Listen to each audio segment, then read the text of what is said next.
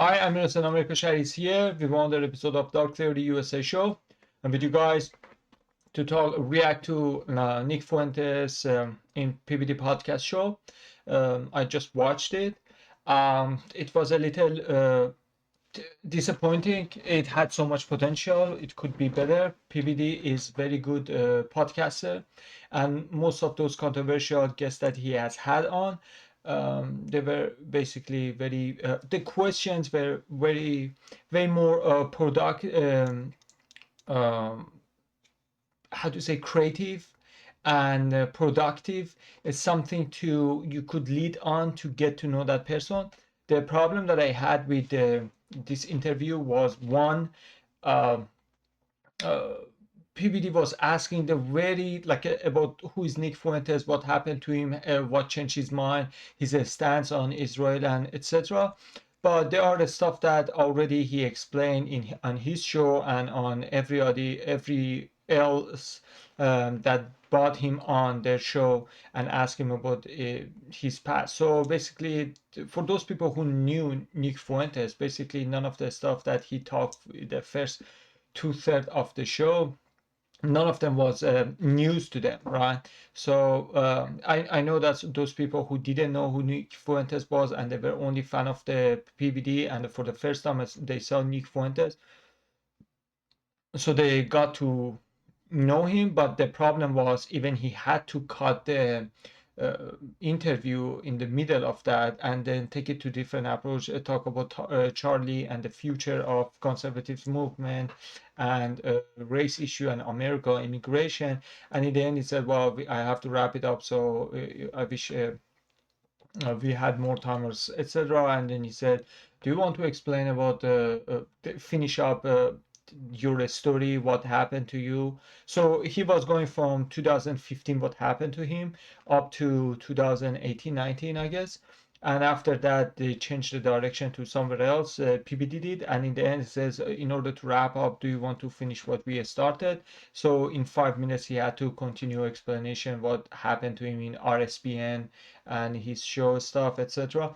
But the thing is over there that for me was kind of like a not very professional, was like, first you had to finish up his background story to see where he's coming from, so after that you could move on to the Charlie's, to the present time, and about what happened with the Charlie.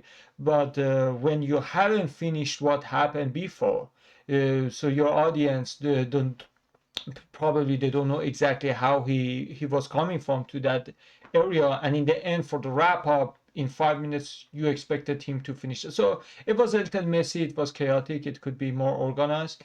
And he said like Netanyahu, he had to go somewhere, so he couldn't have the longer conversation with him on the podcast that he had him on. If he had, it could be longer time. So why didn't you give longer time to Nick Pointers? Probably his schedule is busy or something, but for somebody that he was anticipating for a long time and everybody was asking, he was the top guest that everybody was asking PBD to let him on. That was kind of like unusual, like you have been denying to bring him on because he used the N word, and now um, what's going on is basically now you have him on, everybody's waiting for it, and you make the trailer for that to just have him on for 148 minutes. Why? It's too short that you couldn't even finish what happened to him in the past, so people know his background, full background. So it wasn't as organized as normally PBD make his podcast.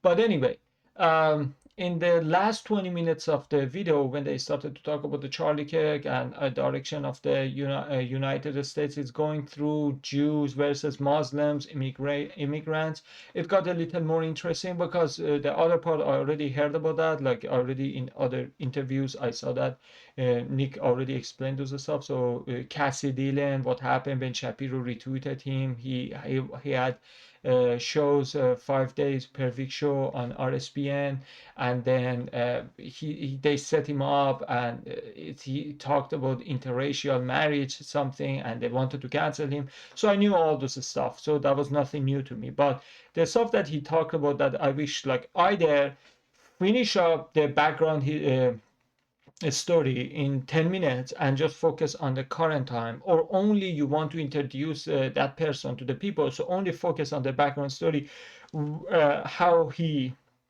came to the point that he is right now. But doing none of them doesn't serve any good to any of the audience. So anyway, I want to right now play some of last 20 minutes actually on the show, and from there we go forward, and I react to it, because actually there were a couple of interesting stuff that they had back and forth talking about. And also, of course, as a Muslim, American Muslim, as a patriot, right-winger, so it is very interesting to me to make opinion, and I would love to know your take on that as well.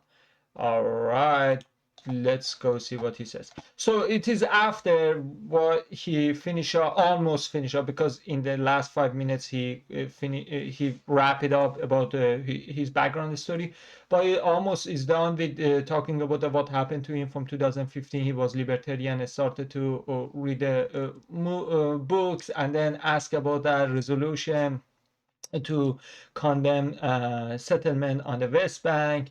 Obama did all those stuff that was coming. Trump red pilled him. So after that, they went to the Charlie Kirk, and that was that respect. I mean, I respected Nick to say like, still I don't like what he did to me. So it's not like, because like it's something in the Persian culture, for example. You can have your worst enemy, but the moment they die, you start to just say nothing but good. But at least he, even though he respected all the talents and ability and skills that he had, but also all those criticism remain there, and he didn't change his mind. So anyway, so after they talk about the Charlie Kirk, and he said, well, I would pick him up as my first draft. PBD said he's the best of the best, and Nick Fuentes said, yeah, he was so disciplined, he was a work ethic protestant, etc. So now they're going to move to the other area that I want to react to it about the immigrants. I want 3 more hours with you because I got so many questions. I'm getting so. What do you think about Thomas Russo? Is there any thoughts you have Thomas Russo? Yeah, I actually watched your show. What do you think about him? You know, I think he's very disciplined also, very composed, very disciplined. But I just don't like that type of activism. I don't know how productive that is. What did you disagree with him on? You know, he is a ideological racialist, and I believe that goes too far. I'm a Catholic. I don't know what his religious views are. I think there's a tendency from some white nationalists to idolize race. They believe that race is the highest virtue. As a Catholic, I do believe there's a universal community of human beings, that we are all human in a fundamental way. And although I do believe that race is real, I also think we're all humans also. So I would say he's more racialist than me. And I also think that from an ideological point of view, from a professional point of view, I just do not support that type of activism. These provocative marches where they're not getting in people's faces, but it is intended to provoke. It is intended to be transgressive, and I don't know how much I like that. He was also interesting to get to know, and he was very good in the way he communicated. His style is very different than yours. He's very, the way he speaks is more here. You're more animated. You have a very smooth style of delivering your message, but I actually wanted to know this guy to see what drove him. Your opinion of me. I'm Middle Eastern, married to a white girl, okay? I'm from Iran, Christian guy. Mom's a Christian, dad's a Christian. Mom was a communist, dad was an imperialist. Went to Germany, refugee camp, came to the States. Do you think there should be more opportunities of guys like me to end up here? Or do you think it's better off for America, purely based on odds, to minimize more of me coming to America? Well, I think that the most important thing to consider about immigration is it's just the volume. It's the numbers. I don't have a problem in principle with immigration at all. If we brought in 1 million, or maybe not 1 million, but if we brought in, let's say, 300,000 people every year that are like you, that are intelligent, that are productive, that are going to be generative, I don't necessarily have a problem with that in and of itself. The problem is that for 30 years, we bring in 2 or 3 million people per year. The foreign-born population has doubled. We brought in 50 to 60 million people since 1990. That's just too many people. And how I would distinguish it is that we're bringing in so many people that it's fundamentally altering what America is. You go to like Miami. Miami's like a Caribbean country. Like, it doesn't even feel like America. It feels more like Costa Rica or something. You go to New York, LA, it doesn't feel like what America used to be, what America is distinctly. And that's what I have a problem with, that pretty soon everywhere it's going to be so diverse, linguistically, ethnically, religiously, that you can't even say America is anything. Like the mayor of Minneapolis, he's doing advertisements in Somalian. What is that? Yeah, they had a cop. The cop badge is now in Arabic. I don't know if you saw that or yes. not. Yeah. How do you feel about that? I think that's horrible. What do you think about between the two communities, Muslim and Jews? Which one concerns you more? Jews, for sure. Tell me why. More powerful. They're more powerful. So more powerful in a way. You're talking the fact that they have money, finance, Hollywood. All right. Before we get to the Jew versus Muslim thing about what he's talking about. I totally agree with.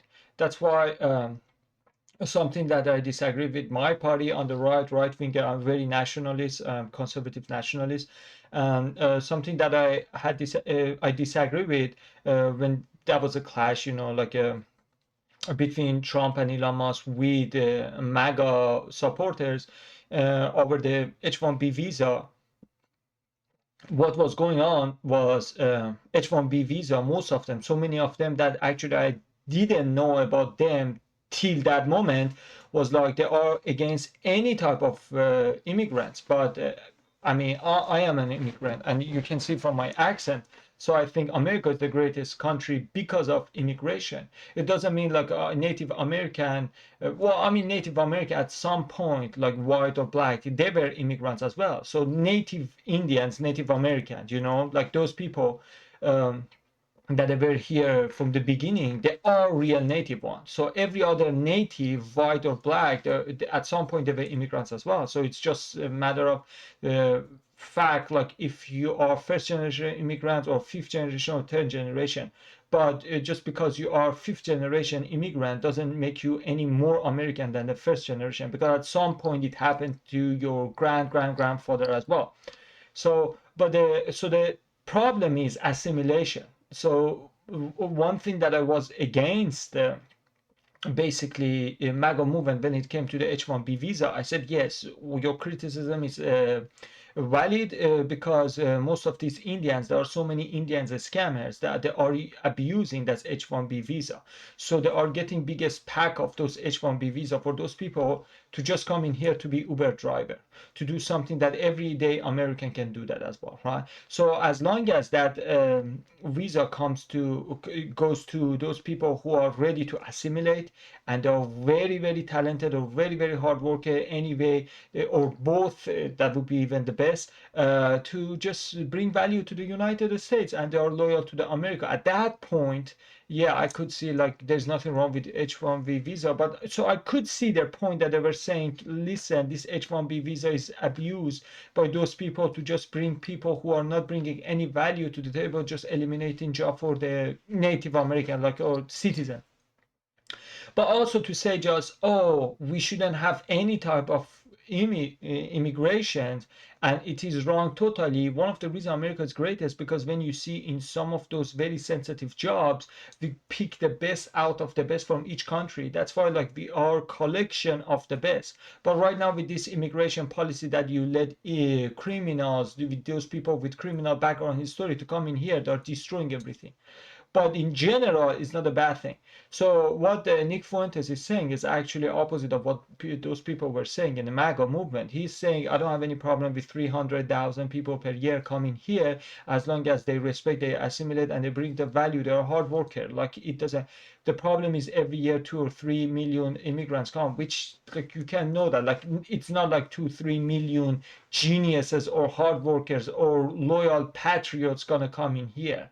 2 3 millions, most of them that are gonna be on the food stamps, not work, and get the free food, free hotel, free everything, or do under table. That in one of the video I explained that in length, that actually illegal immigrants makes economic crashes because those job owner, those employers, they see, well, I can give to this guy with half the price that I have to give to the citizen, half the wage, and that person accept that because it's illegal. It is better than nothing, and for that reason he doesn't have to come and convince me and raise the wage, so I would be persuaded to go do the job. He says, I just give it to the illegals with a half the wage that I had to give to citizen. He would be happy to. So that's why they are not bringing leverage to everyday American citizen to have the more leverage to negotiate with employers to raise the wage up without raising the cost of the product. But as long as illegals are there, they are basically eliminating that, and that's a hypocrisy of people on the left. They care about like socialism, people, middle class, but these illegal immigrants that are destroying middle class. And what Nick Fuentes is talking about, that is actually correct.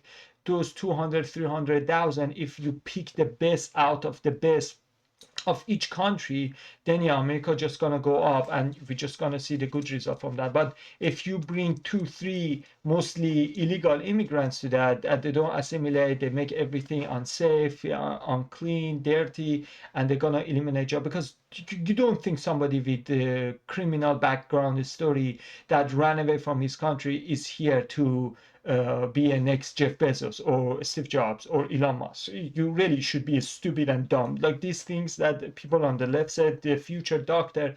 No doctor used to be a thief or burglars or murderers, a stealer, carjacker, and then says, you know what, I'm going to be a surgeon. Nobody, you'd never see somebody was doing crime for whole his life, and one day goes to one other country, say, actually, I'm going to be engineer in the country that I don't know their language and they don't know the culture. For us that we knew what to expect, it still was hard to learn the culture and then learn the language. Do you know those people that whole their life did nothing but do crime, and now they want to learn everything to be a good engineer? So it's just as stupid and dumb.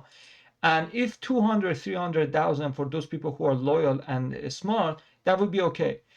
So it's not like immigration is evil inherently. It's about how it is applied, how it is operating. Okay, let's continue. Is that what you're Yeah, they have more position in American society. And how do you think they got that? I think they got it because they are extremely connected. They're a transnational entity. You know, this is how the Rothschilds got started. Their superpower is that they live everywhere, and they have their Jewish identity supersedes their local identity. So a Jewish person in America or in Germany or in France or in the UK, they can all talk to each other and work together. Do you think that's a bad thing? Not in and of itself. It is detrimental for America, though. Is it detrimental though? Because I'm Assyrian, right? Mm-hmm. And I wish Assyrians were more like this. Mm-hmm. And let me tell you why I relate to them. We don't have a country. Assyrians used to have a country. We used to be the first warriors. We were written about in the Bible. You read it all over the place. You know, the history we had, the things we invented. And then we became a little cocky. And God came in and was like, listen, man, relax, Assyrians. You ain't going to come and be the king of the jungle. It's me. And you hear the stories about that they built the tower to go all the way to the top because we are Assyrians, and and then we failed. He's like, no, look at you now. No one knows who Assyrians are. You don't even have a country, right? We know the land in Iraq or wherever you are. You don't have it anymore. I think when a community becomes too cocky, the man upstairs is going to handle that himself, right?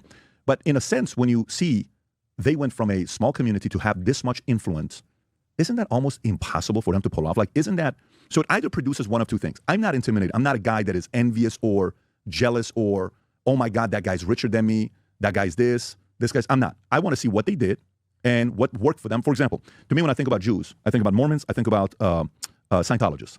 I used to have an office where half the office was all Scientology, and I learned all these phrases, assist, or, I went to their church and Dianetics and L. Ron Hubbard, and what he would say when you get a headache, you do this, and all these weird extra. I'm like, oh, interesting. How much money? We give $200,000 off. Why'd you give that? But let me tell you, those guys that were in, they had each other's back. It was a fraternity that you wish family members were like this, right? I think Scientologists have it maybe more than Jews. So I think Jews will bite each other a little bit, not as much. And then Mormons have each other's back. Of course, there's a fallout out as well where people come out and they'll talk about God makers or, with Gordon B. Hinckley. And I've read all of that stuff from over the years.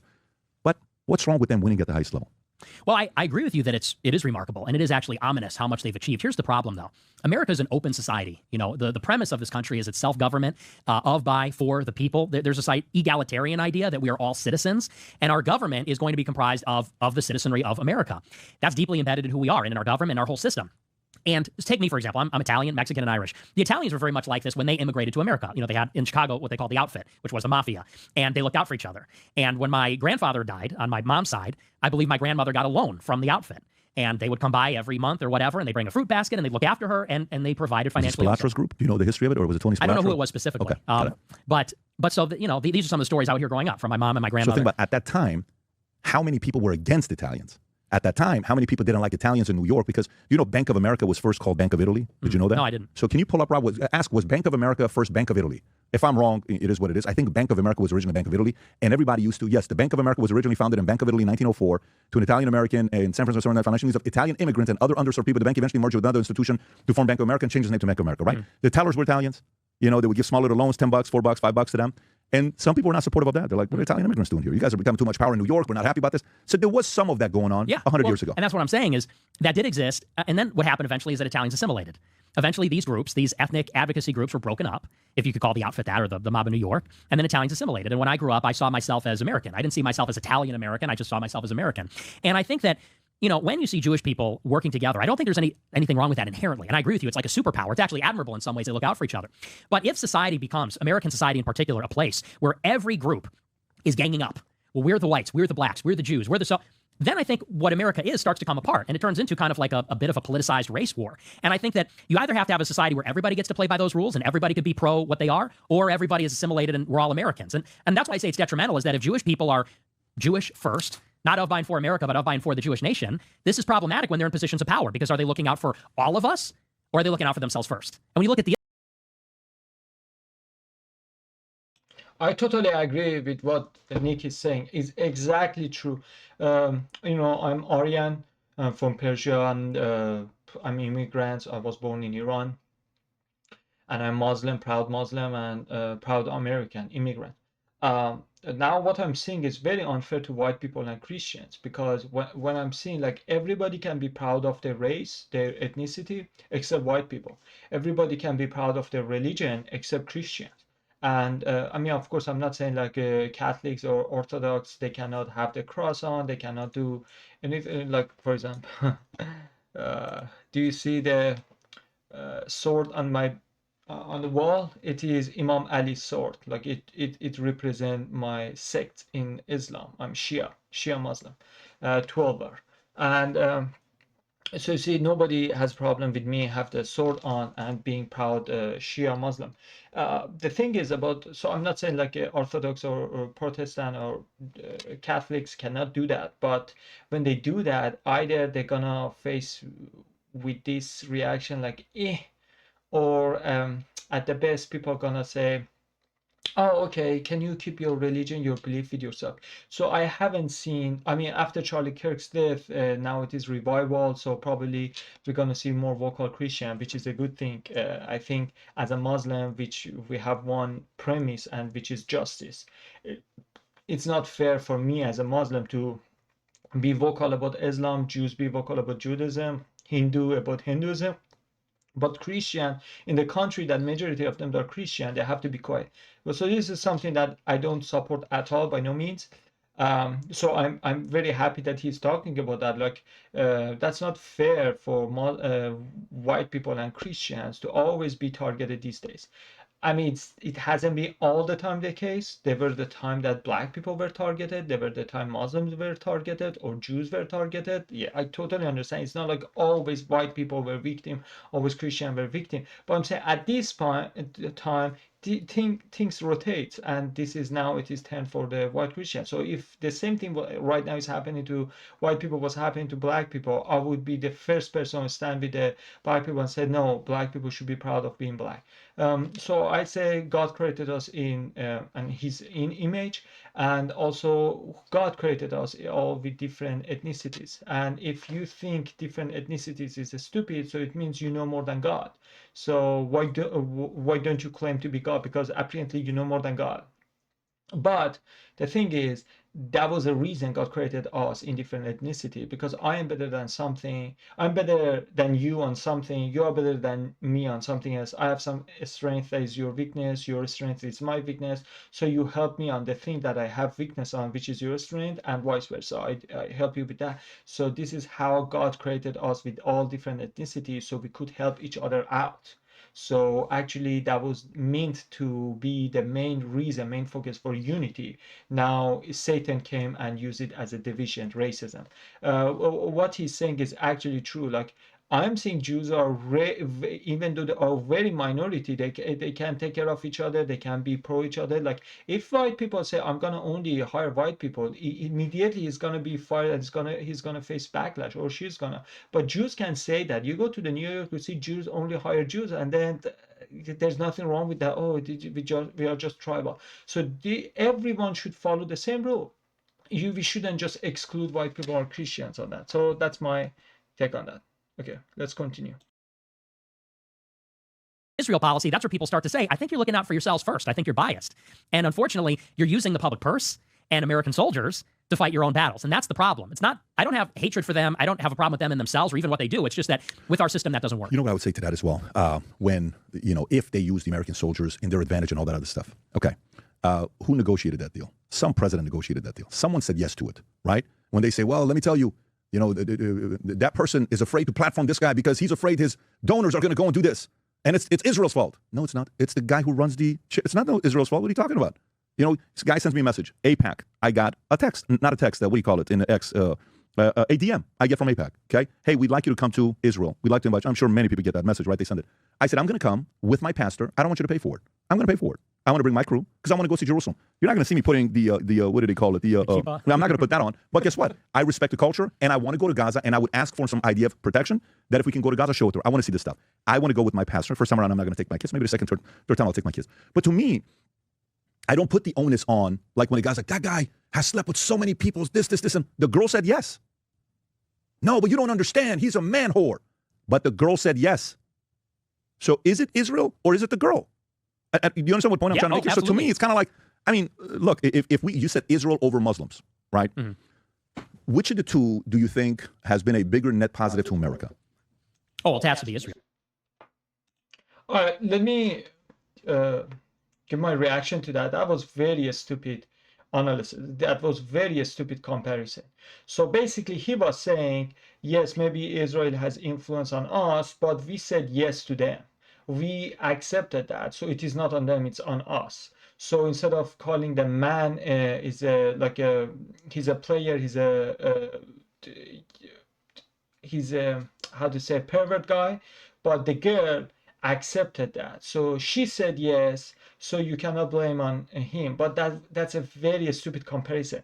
The situation, if you want to compare it with having sleeping with a girl and then blaming on her because she accepted, if you're going to go with that example, so you have to add some factors to it.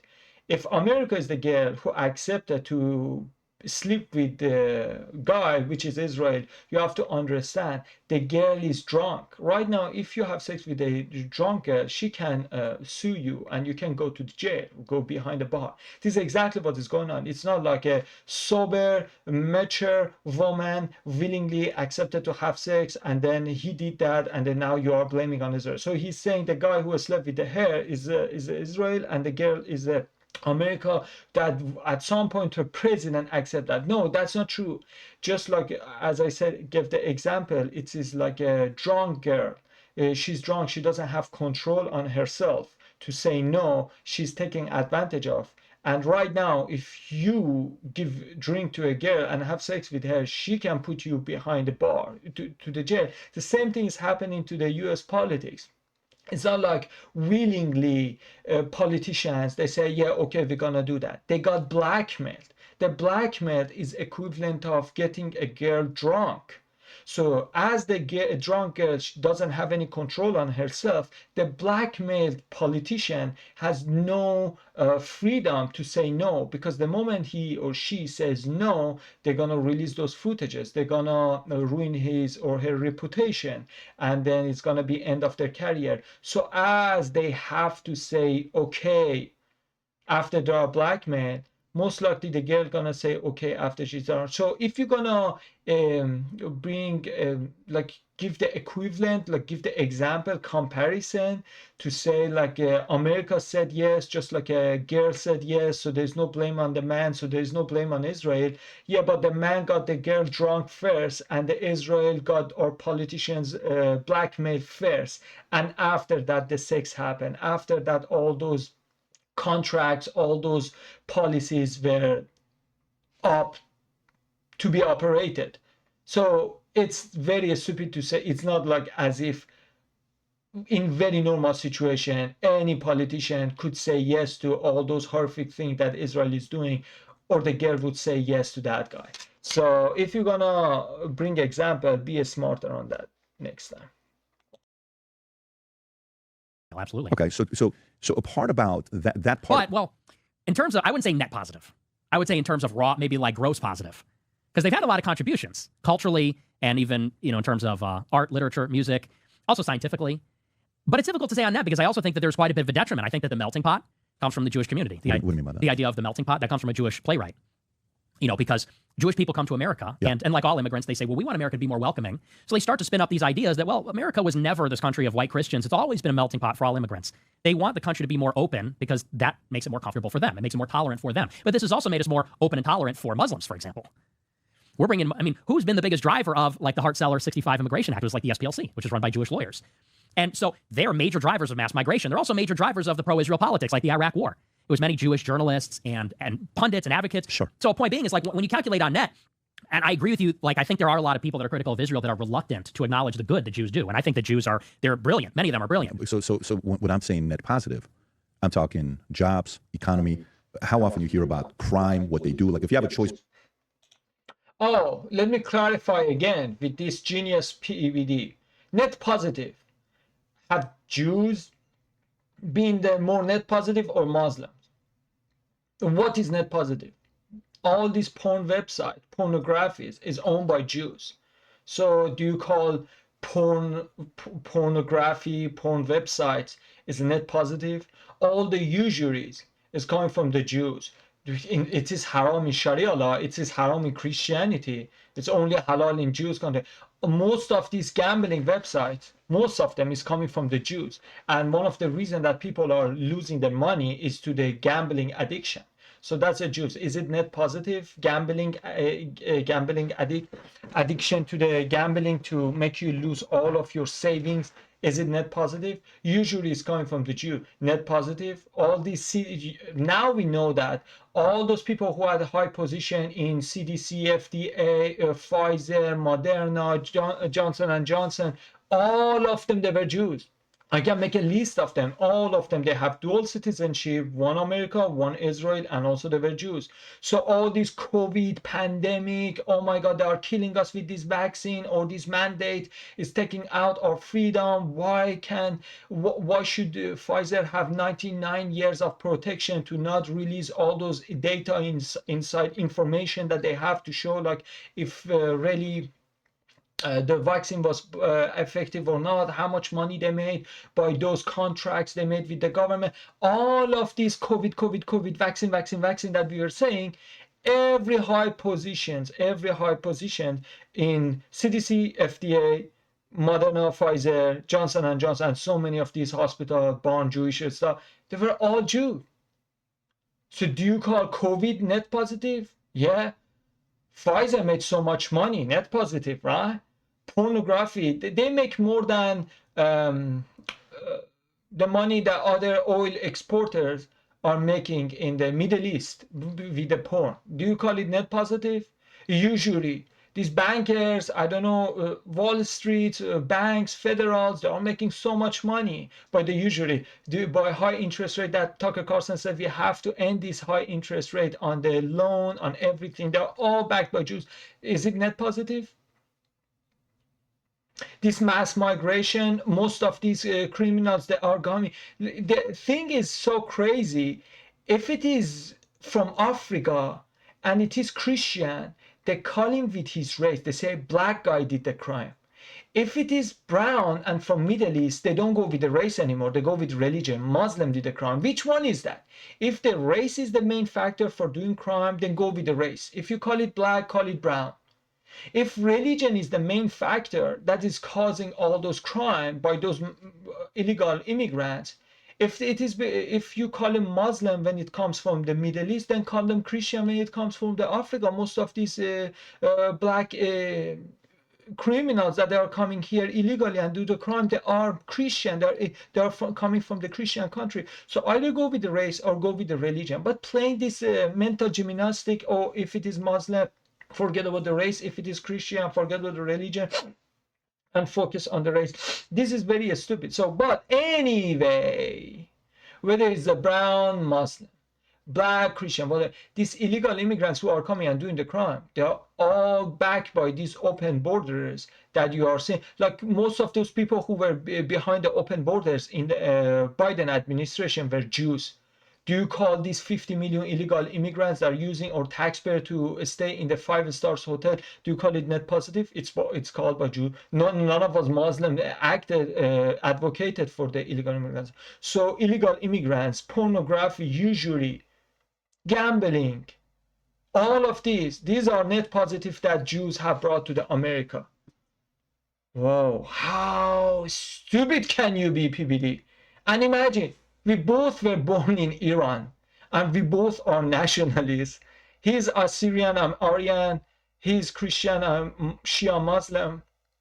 But man, being that off, it makes me. And he claims that he doesn't have a sponsor. Nobody is his boss to tell him what to do, what not to do. But to be that off, it's kind of odd. Let's go. Between living in a city in Minnesota, Dearborn, and living in, I don't know what's the biggest city. What's the city that Boca Raton, let's just say, right? If you have a choice between raising your family, between Dearborn and Boca Raton, what do you choose? Boca Raton. Okay, so the point is, like, they go to a place. And by the way, to me, if that was Muslims, guess what? I would say Muslims. But statistically, wherever they live, it's safer, things are nicer, things get better. I agree. And that is one part to measure where they're at. Now, do I see them overly aggressive? Do I see them the type that are going to use politicians and buy them like Marjorie Taylor Greene and other people are saying? 100%. Do I see them, they're going to be there in everyone's DM and email saying, hey, we'd love to support you. We'd love to bring you to Israel and, doing all that stuff? It's obvious. I'm seeing it myself, okay? Do I look at that and shame them and say, oh, you shame on? I look at that and say, no, I wish Armenians would do that. I've never gotten an invitation from Prime Minister of Armenia. He should probably send me an invite to go there, right? It's not a bad idea to come and show the country. I'm Armenian, I'm Assyrian. Syrians don't have a country. It's probably a good idea. You don't see that. You wish others would do that. So for me, as much as when I go into that, by the way, I'll give you one other side that, Israel's going to be like, yeah. This other side to me is I actually do believe they leverage Mossad to get intel. I actually do believe they use blackmail. I actually do believe they do that. So, there's nothing going on with Epstein. No. Michael Wolff, did a podcast with him 2 months ago. And when he was at Epstein's house, the 100 hours of recording that he has with him, I said, how many times was Ehud Barak there? Am I saying his name correctly? Ehud Barak. He said he was there many times. He said Bill Gates there many times. Why would the former prime minister visit the guy 30-something times? Just because the conversation's right? That's a little bit suspect, right? So to me, I'll go there, but I'll go the other end. So what I'm trying to do, like if you're wondering what my role is here, okay? My role is I want to continue talking to you. I want us to do many of these together as we go through whatever journey we go through in the next 5, 10, 15, 20 years. And I'd like to be around 60 years from now to see whatever you want to do. And let's see what your ideas are going to line up, what they're going to go through. I'm sure as we all age, some of them get better, some of them get sharper. Maybe this used to be number 1 to us at 26. Maybe it's going to be number 6 when we're 46. Maybe this used to be number 11 when we're 26. Now it's number 2 when we're 52. Who knows? Life changes. We evolve, right? You're just watching Trump in the last 10 years change. He's not the same. Just the way he does his speaking. I was watching him speak yesterday. The way he's doing press conference. A very different guy on where he's at. And it's not like he's tired and he's not working. You said him and Charlie Kirk, Protestant, workers thing that they have. It's not that. I just see his going through it himself. I would like people on both sides to not be like, oh my God, he just had Nick Fuentes on. That's it. No, you don't control me. I want to talk to you. Oh my God, he brought Cuomo and he did this. Dude, Cuomo, we orchestrated a conversation with him and Dave Smith. It was great. And we had Chris Cuomo and Candace speak. It was great. They gave their arguments. And Chris said some things about, people don't need IDs to vote. I don't agree with that. But guess what? At least we had the conversation, right? I'll sit with Wiener. I'll sit with you. I'll sit with, I got a lot of death threats after having BB on. Not the outcomes of BB, right? To me, it was very simple what I wanted to get. I wish I had 2 hours with the guy, but it was a short time. But I guess maybe the final thing that I want to get before we wrap up is, do you mind in a 3 to 5 minute part, finish up that part on when we were going through with you and Cassie and Media Matters and Leadership Institute and Reagan Battalion and the video that we were talking about? Do you mind going past that a little bit? And maybe let's finish that story and then we'll wrap up the podcast. Sure. So then I went to Charlottesville, and just for context, I wasn't at the Tiki Torch event. I got there actually the next day. And by the time I got to the actual thing, they already shut it down. So I got blamed for being there, even though technically I wasn't even really there. But so I went there because then I got fired from RSBN, and they let me go after that. That's when I started doing my show independently, and kind of the rest was history. But I started doing it independently, and I guess the next big saga was my interaction with Charlie Kirk, which is where my followers were going to his events. This was in autumn 2019. And they were asking him, why are you Israel first? And why do you support mass legal migration? And why are you so tolerant towards some of the LGBT stuff? He's very pro-gay at that time and other things. And that was really where I put myself on the map, which was with the Groyper War, where we were kind of challenging and pushing back on him. And ever since then, I guess I've been the kind of underground counterweight to these more establishment GOP people. And it's sort of interesting over the years how this has evolved, my relationship with Trump, with Charlie Kirk. These are kind of the standard bearers of conservatism in this day and age. And I guess I'm just a story of the congenital, like the archetypal young white male of the Trump era, the young white male, extremely online, very political, disaffected, disillusioned, that has just kind of been following all these things to their reasonable conclusion. And it's interesting how that's changed over 10 years. I mean, it's been such a long time I've done it. But yeah, that was sort of kind of the next part in that saga. But as you know, it's a very long story. So yes, it is. And I see a bunch of stuff going on with you guys, all the names, everybody going back on. Watch the clips. We react to some of them here on the podcast. If you see us when we react.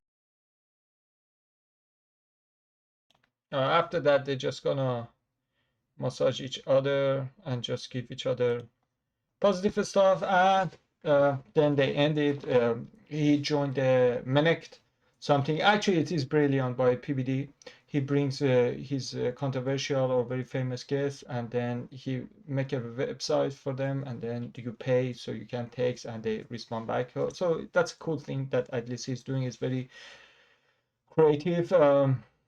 But yeah, that was end of the conversation. And in the beginning, like you guys, if you know Nick Fuentes, that was nothing new in the first 2/3 of the podcast. It was just talking about the revolution, that what happened to him to be here where he is right now and from where he got there.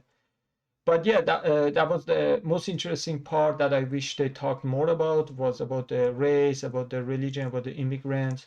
and maybe a little more talking about the Charlie Kirk, because for example, I was really he said the funeral, that was not the funeral for Charlie Kirk, that was memorial celebration of memory of Charlie Kirk. He said that was a tasteless, right? I don't know what he expected the TPUSA do in 7 days notice. So they set up everything in 7 days. So for 7 days, that was actually kind of cool because that was 10 hours thing. I mean, I understand everyone brings their own script, so everyone is ready. You just set up the event, the venue. But anyway, so he said that was a tasteless. Like I wanted him to say more about like why he thought in that way, and also a little pushback from basically PBD, because PBD and Benny Johnson, they kept saying, oh, that was the best thing that we have seen. That was surreal, amazing, crazy. So I wanted to see like if you guys totally have different take from the same event, why didn't you talk more about that? Maybe because he wanted to keep everything positive about Charlie Kirk, and maybe they could talk more about the Charlie Kirk or the future of the basically the movement. And also Nick Fuentes is famous not because of he dropping N-word, but because he is big critical of Israel. Just like one thing that I think, I love Candace Owens, but I think she could do better job, was basically talk more about the Israel, because that was during the 12 days war between Iran and Israel. And at that time, I mean, according to Nick Fuentes, he said they were planning to just talk about the Israel-Iran, but then she brought back so many conflict they had before. So I don't know how much of it is true or not. I'm not saying I love Candace, but assuming what Nick Fuentes is telling the truth, that was so much potential which was wasted, because I was more excited in those 12 days war. They talk about the Israel. And same for here. Like, I'm not saying they didn't talk about Israel, but all he did was like a that was cultural podcast about race, immigrants, Jews versus Muslim, and everything that was culture, as if PBD was a cultural activist or something.